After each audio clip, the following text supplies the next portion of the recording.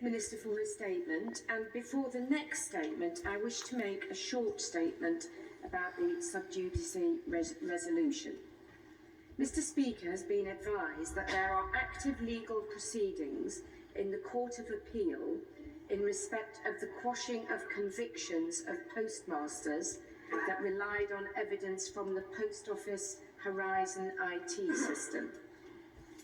Mr. Speaker is exercising the discretion given to the Chair in respect of the resolution on matters sub judice to allow full reference to those proceedings as they concern issues of national importance. Statement, Minister Paul Scully. Thank you, Madam Deputy Speaker, and with permission I'll make a statement on the latest steps that the Government is taking to ensure that swift and fair compensation is made available to postmasters whose Horizon-related convictions are quashed. The House is very well aware of the terrible impact faced by the many postmasters affected by issues with the Post Office's Horizon IT system. These distressing consequences have been widely documented both in the courts, in the 2019 GLO judgments, and in the more recent Court of Appeal judgments, as well as in the media. I've met with postmasters personally to hear how their lives and the lives of their families have been affected by these events, and no one who's heard these stories could be failed to be moved by the impact that these events have had on individual postmasters' lives and their fight for justice over a number of years. I also pay tribute to colleagues on both sides of the House who have supported postmasters in their efforts to expose the truth and see justice done. And I'd today like to take the opportunity to update the House on the latest steps government is taking to ensure fair compensation is paid to postmasters with convictions that have been quashed due to Horizon evidence being essential to their prosecution. In the first instance, we worked with Post Office to deliver interim payments of up to £100,000 for each eligible postmaster. I informed the House of Commons of the government's decision to provide funding for these interim payments last July. Government funding was necessary because Post Office doesn't have the necessary funds to deliver the appropriate compensation, and that's why it turned to BEIS as its 100% shareholder for funding of these interim payments. I'm pleased to report to the House that the interim payments are progressing well. The Post Office has received 66 applications for interim payments. Of these, 62 offers have been made, and of those, 50 have been accepted and payments made. Payments made to date have all been for the maximum interim amount of £100,000. I'm pleased that these interim payments have helped to deliver an early down payment on the compensation due to affected postmasters in advance of full and final compensation packages being agreed, but that is only the first step. It's right that the focus now shifts to the agreement of full and final settlements, and that's why the government has been working with Post Office to agree funding to facilitate Post Office making final compensation payments to postmasters. So as I announced in a written ministerial statement to the House yesterday, government has now agreed to provide funding for that purpose. We're working with Post Office to enable the final settlement negotiations to begin as soon as possible.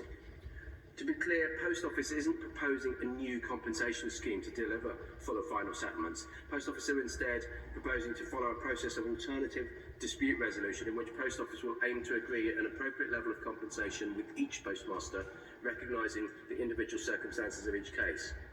The government supports Post Office in the aim of reaching fair settlements with postmasters via alternative dispute resolution, as we believe this will lead to speedier delivery of compensation for postmasters. Now, I'm not in a position to give significant detail today about the process, as the final detailed approach to these negotiations will need to be discussed and agreed between Post Office Limited and individual postmasters and their representatives. I'm sure that colleagues will agree with me that it's important that Post Office listens to postmasters' views and that these are taken into account in how these negotiations proceed. And whilst it will be for Post Office to negotiate settlements directly with claimants and their representatives, the government will work closely with Post Office to ensure that fair compensation is delivered. Madam Deputy Speaker, given the impact on so many individual lives, it's right that the government stands behind Post Office and provides this funding to ensure that fair compensation can be made to individuals who are wrongly prosecuted and convicted on the basis of unreliable Horizon evidence. Whilst compensation can't change what is past, it can provide a degree of recompense for past wrongs. And in addition to providing compensation, it's important that we learn lessons so that something similar can never happen again. And that's why government has set up the Post Office Horizon IT inquiry and put it on a statutory footing to ensure that it has all the powers it needs to investigate what happened, establish the facts, and make recommendations for the future. The inquiry has recently set out the full list of issues that it's investigating, and core participants have started to share key documents with the chair, Sir Willie Williams, and his team.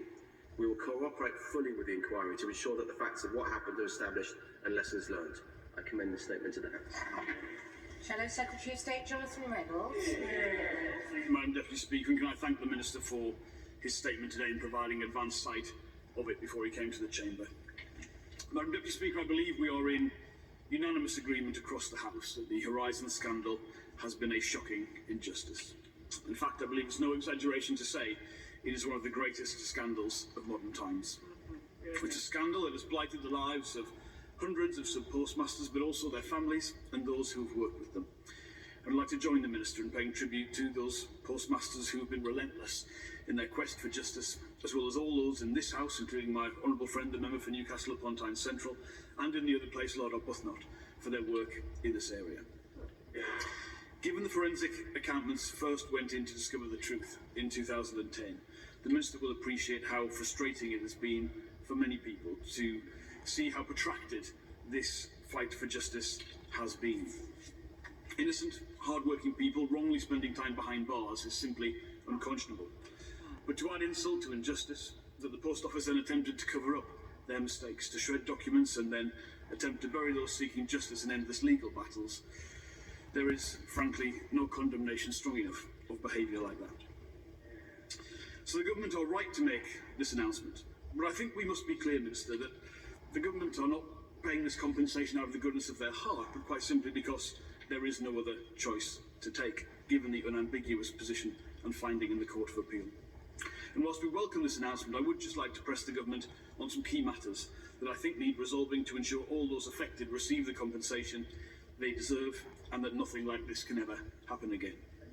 So firstly, can I ask the Minister to confirm that compensation is for everyone, including those who had civil as opposed to criminal processes against them? Surely the government accept that justice must be available to all those affected and not just those who face criminal prosecution. And I wonder if the Minister could go on further to say how many settlements he envisages being made in totality. Secondly, can the Minister also state that this compensation will not affect the core funding for the Post Office in order for it to perform its vital role in all of our communities, or to affect its day-to-day operations or viability in any way? Thirdly, the government must also acknowledge that all those involved in the initial mistakes and subsequent failures must also bear some responsibility.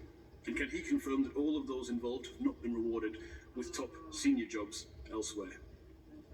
Fourthly, the Minister referenced the Post Office Horizon IT inquiry. What information can he give the House on the likely timescales we can expect for further information as to their findings and report?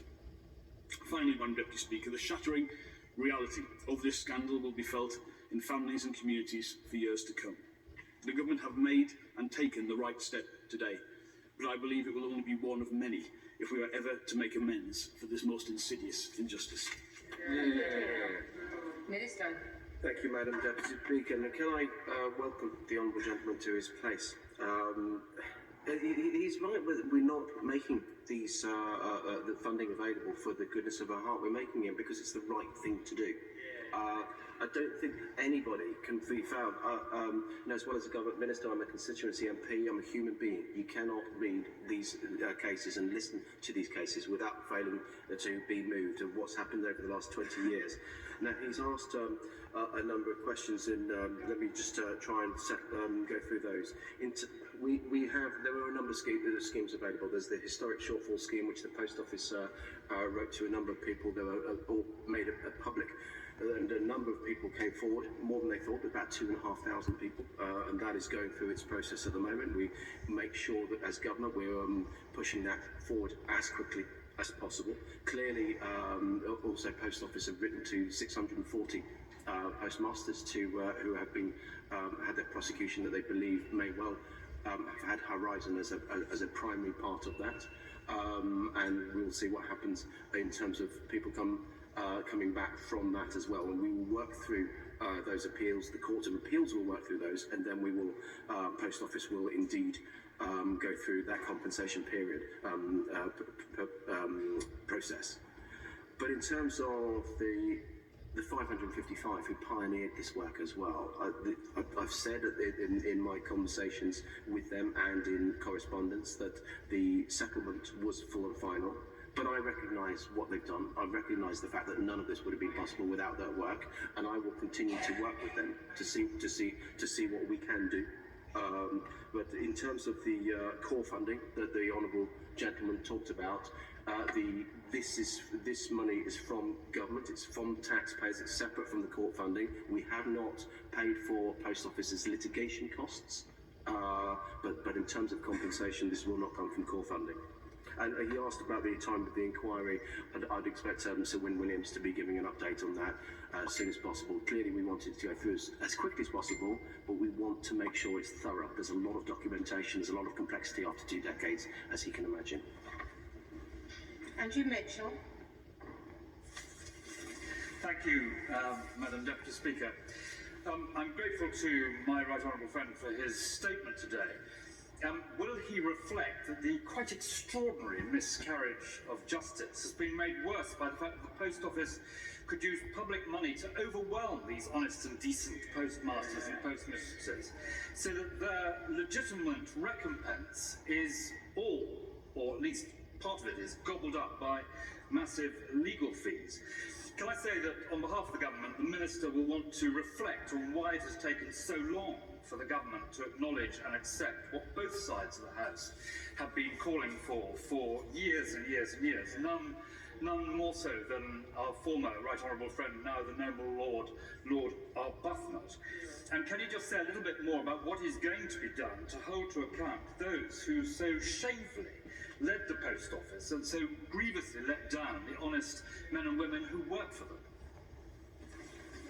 About my right honourable friend, and look, as I said, the 555, the sub-postmasters that were part of the High Court case, performed a massive public service by exposing the wrongdoings within the Post Office, and I really recognise the deep frustration that because they agreed the settlement with the Post Office would be a full and final one, they don't qualify for these compensation schemes. And I met some of those people, and as I said, I will always continue to work with what more we can do.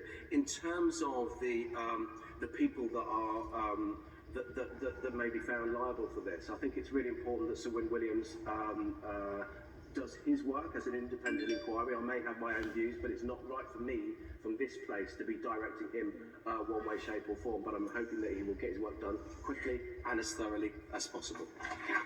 SNP spokesperson Anne Casey.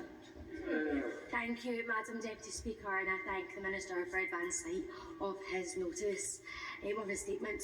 I begin by paying tribute to all those hard-working people who have been fighting for justice. I welcome the announcement from the Minister, but we must be clear that the Department must ensure that losses made by the Post Office from the class action case by former postmasters over the Horizon accounting software must not affect decisions on postmaster pay. I welcome his comments on this.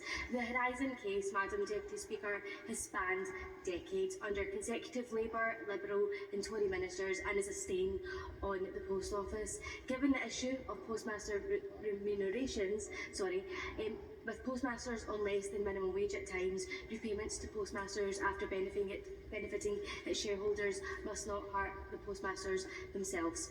We in the SNP were at the forefront of calls for a statutory judge-led inquiry, and the Scots postmasters have also subsequently called for an inquiry.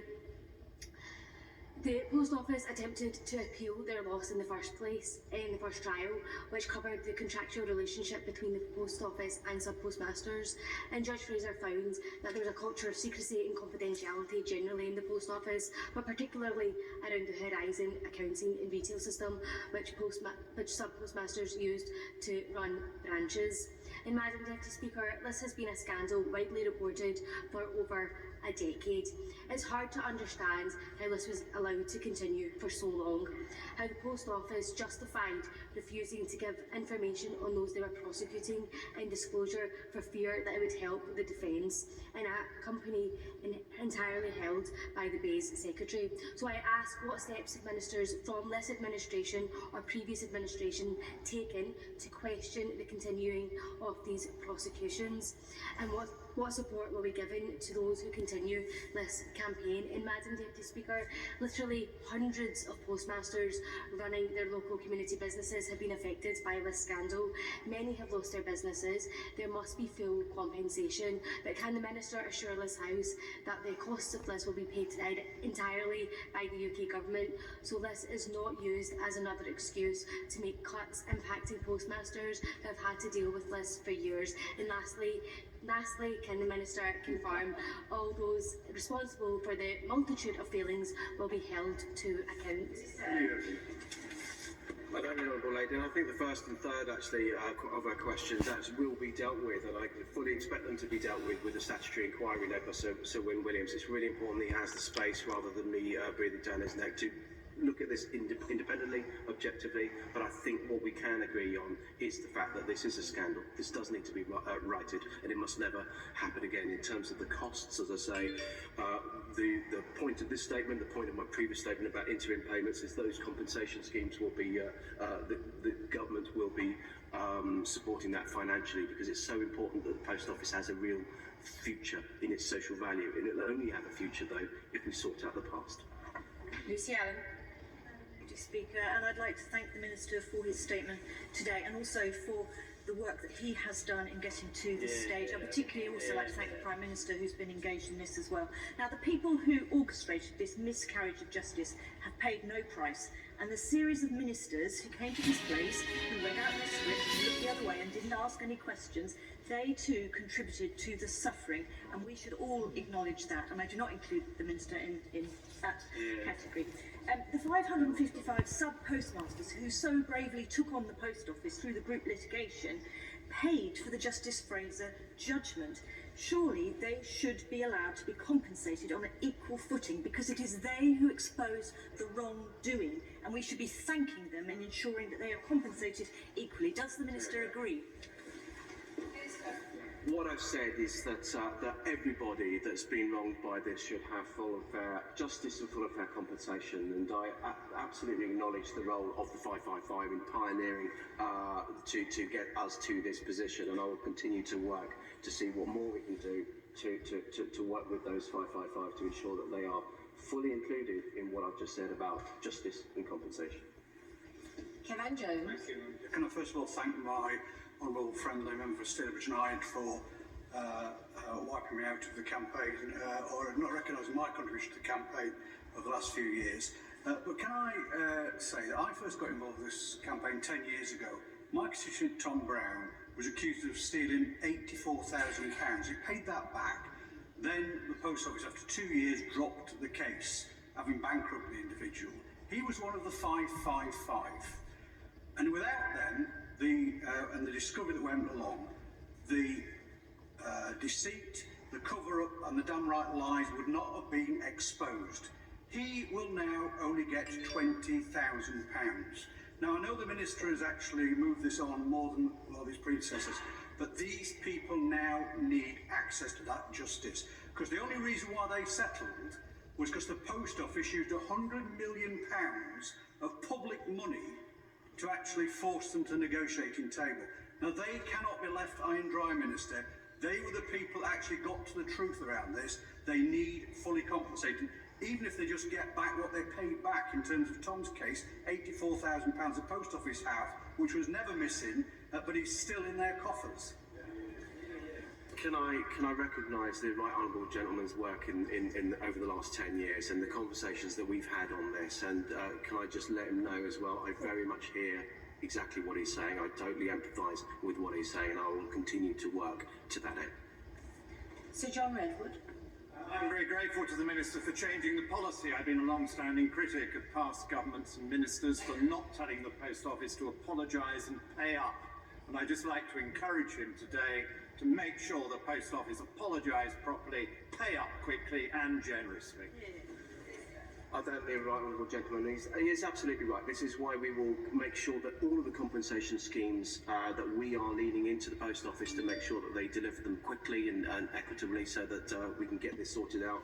But indeed, they have acknowledged that they've done wrong, but the inquiry will detail those questions that they need to be answering over the next few months. Andrew Green. Can I pay tribute to the fortitude and persistence of Della Ryan, the former sub-postmistress at Duckingfield? Sub-postmasters and mistresses were ostracised and persecuted and prosecuted by the state. They lost their businesses, their mental health and physical health deteriorated, some lost relationships. Compensation is a drop in the ocean compared to the decade of hell they've been through. But can I ask the Minister, how many people does he expect to receive the compensation? 555 took part in the litigation, but he said only 66 so far had made applications for compensation. So why is there such a big gap? The 66 that have applied, these are people who have been convicted. So there's clearly a wider group than that who have lost money, as we heard earlier from the right honourable gentleman's constituent. And so there are various compensation schemes to tackle people who have been just had shortfalls, but also those who have had those convictions overturned. That's the 66 that I was talking about. But he's absolutely right that it's not just as bad as it is to talk about the financial losses. It is all the mental health, the strains, the ostracisation from their communities, and indeed deaths in some cases that we need to acknowledge. Wow. Thank you, Madam Deputy Speaker. As a member of the BEIS Select Committee, I've listened to some harrowing tales as to what's going on in this situation. I'm sure it'll be coming back to the Select Committee later as to where it is. But one of the biggest failings was the actual attitude of the Post Office throughout this. The actual culture of denial, etc., that was going on. Could he please give us assurances that the Post Office of themselves being challenged to make sure that culture changes and we don't see this coming again? And could I really just follow what's been said already, that the sooner we can get payments made to these people, the better, and we just don't let it drag on forever. It must be as quick and as prompt as possible. I know my honourable friend, and I look forward to coming to his select committee next month actually to discuss this further. But look, Post Office have acknowledged that there have been wrongs in the past. There still remains issues that we discuss when discussions have got too legalistic. When actually what people want, these wronged postmasters want, is more empathy, and we will continue to work to that end. What we want though is to make sure that, as he says, we bring this to a swift and fair end. Stephanie P. Thank you, Madam Deputy Speaker. Postmasters were criminalised by a culture that assumed technology could not fail and that workers were dishonest. So can I ask the Minister what steps they are taking to ensure that a scandal like this cannot happen again?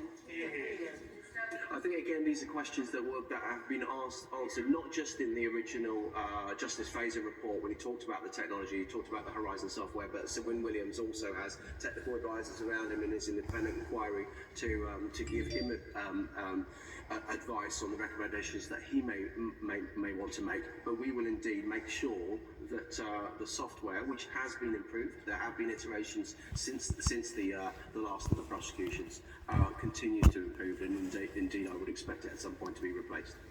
David Davis. Deputy Speaker, the Horizon scandal obviously ruined many hundreds of lives, and the whole House will welcome the government stepping in to meet the bill for the compensation. But the involvement of the Treasury in previous compensation schemes, Equitable Life comes to mind, but others too, has not always been wholly beneficial. So will my honourable friend agree with me that we must not allow arbitrary Treasury rules to limit the compensation given to these postmasters, whose lives have often been completely ruined by this process? Not a simple financial process, but an emotional and a social damage as well. Can he agree with me that we must not let Treasury rules limit the compensation paid? My right honourable friend makes a really important point. Clearly the Treasury has to have these rules to make sure that they're getting the best value for money from of taxpayers' money, but nonetheless some things go beyond that. There is a human cost that we've talked about now and on umpteen times over the last 20 years. It's really important that we get this right. Gareth Thomas. Deputy Speaker, on the watch of the former Post Office Managing Director, Mr. Alan Cook, now the very well-paid Chair of Liverpool Victoria, I understand over 160 sub-postmasters were prosecuted and almost 60 went to prison. I hope the Minister will be able to say how many of those sub-postmasters will be compensated, and if Mr. Cook has been invited to give evidence to Sir Win Williams' inquiry. Specifically, does the Minister share my view that for this record, as well as its ill-judged effort to demutualise LV, there are questions as to whether Mr. Cook is any longer a fit and proper person to run a major business? I'm not going to make any comment if he doesn't mind about Alan Cook, but I do recognise his comments and this statement and others about Liverpool Victoria, and indeed those kind of issues will be a matter for Sir Win's inquiries. But in terms of the convictions, the Post Office have received 66 claims for interim payments, made 62 offers and 50 have been accepted. Claimants, people with convictions that they believe to be safe, unsafe, as I say, Post Office have contacted 640 people. They can now go directly to the Court of Appeal. The CCRC have said that they are able to go directly to the Court of Appeal to seek the overturning of those convictions, and then we will see how many come forward. So it's very difficult for me to give an exact figure. Jason McCarthy. Thank you, Madam Deputy Speaker. I've been contacted by one of my constituents who is amongst the 555 litigants from the civil proceedings brought against Post Office Limited back in 2018-19. Of course, as we've heard, they're excluded from the current compensation schemes. So I just want to ask the Minister, what redress, support and compensation does he think that my constituent and those other original litigants actually deserve? Well, I've said about the majority of them that are within the fact that they have been pioneers in this, and I need to do some more work with them. But some people, the reason I say majority is some of the people with the 555 were convicted themselves, and so actually they will have unsafe convictions potentially, and so they will be eligible for the interim payment of £100,000, and therefore moving on to the wider compensation that we're discussing today. Aaron Bell.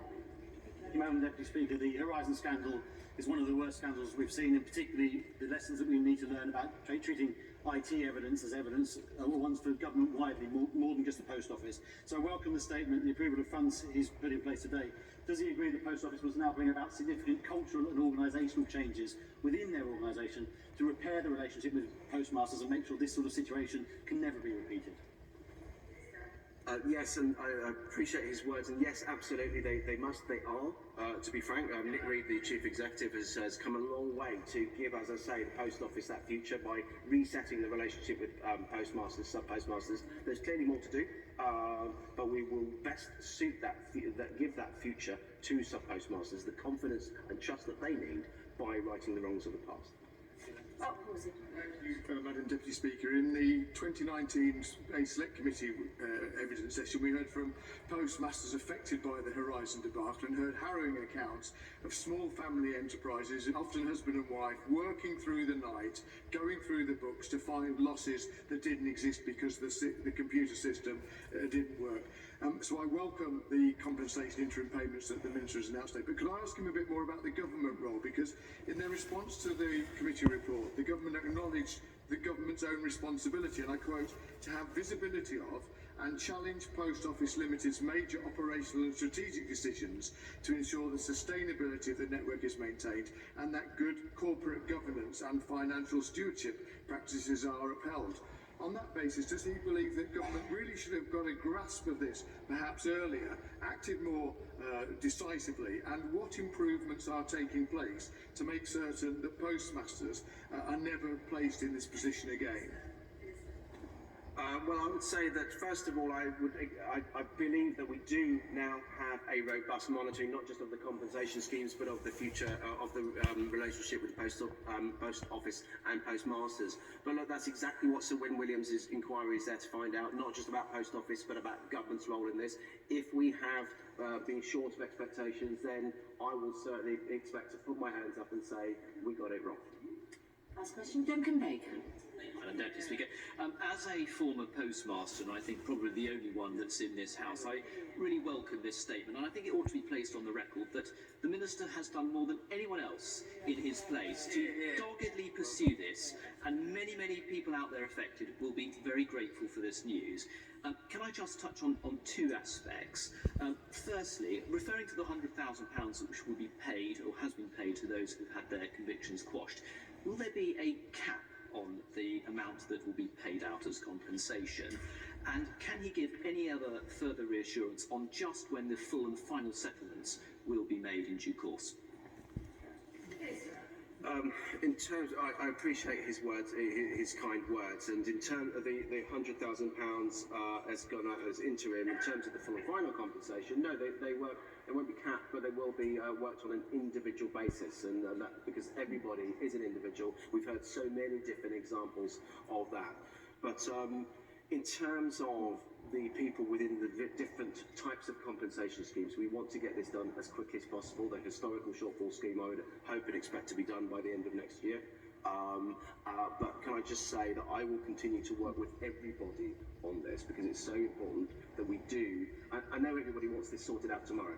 There are complications, but nonetheless, people are continue to suffer, and I will do everything I can. It's my New Year's resolution. I'll make early that I will get this sorted out as soon as I can. Thank the Minister. Point of order, Jonathan Reynolds, on the assumption that it's related to this statement. It is, Madam Speaker. My honourable friend for North Durham did, of course, play a major role. Right honourable friend. It's been a busy week. Did, of course, play a major role in this campaign. He was quite right to object to my failure to mention him, and I'd just like to apologise to my right honourable friend for failing to make reference to him. Yes, well, that's obviously not entirely a point of order or a matter for the chair. However, the honourable gentleman has put his thanks on the record and his apology. Order, order.